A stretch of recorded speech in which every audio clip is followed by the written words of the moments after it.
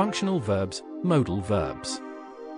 Verbs can be divided into two main categories, notional verbs and functional verbs.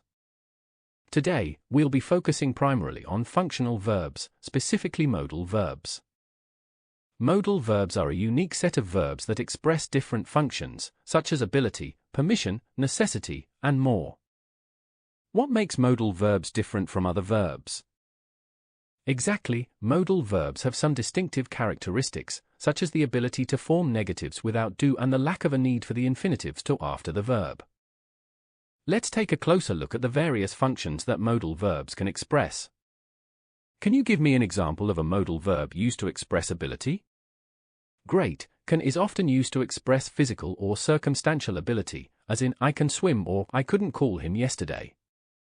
How about an example of a modal verb used to express permission?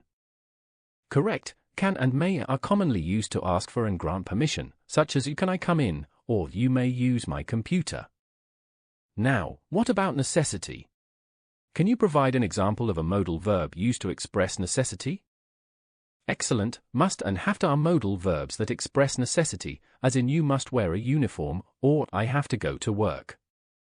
Modal verbs can also be used to express prohibition. Can you think of an example? Right, can't, may not, and mustn't are modal verbs used to express prohibition, like you can't use your phone in the exam, or you mustn't smoke in the building. Lastly, modal verbs can be used to express possibility and advice. Can you provide an example of each? Perfect, may and might are modal verbs used to express possibility, as in it may rain tomorrow. And should and ought are modal verbs used to express advice, such as you should study more or you ought to eat a healthy breakfast. In addition to modal verbs, we also have modal equivalents, such as be able to, be allowed to, and have to. How do these differ from pure modal verbs?